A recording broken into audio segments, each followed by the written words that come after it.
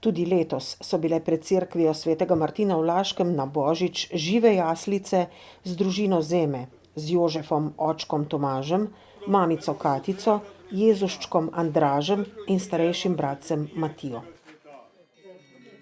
Se soočamo z mnogimi problemi v našem svetu in času, zato smo še tem bolj potrebni sporočila in vsebine božičnega praznika, ki pa je radostno sporočilo, da pa vendarle svet ne gre v neznano, v temo, ampak da je na svet prišla luč in da luč je Jezus Kristus, da luč je njegov evangelij. In kristjani smo poklicani, da smo nosilci te luči in teh vrednot Jezusovega evangelija. In to je tisto, po čemer hrepeni človeško srce.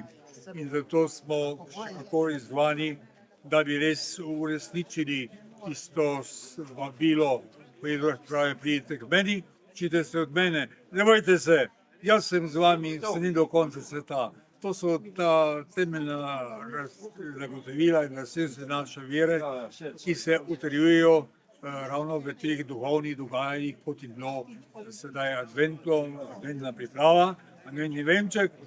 Sinoči pa smo postavili jaslice, božično drevo, tudi to ima svoje sporočilo, da nismo sami, da je Gospod z nami, da bi mi bili z njim, potem tudi tako, kako je prav in si želimo potem hrepeni človeško srce.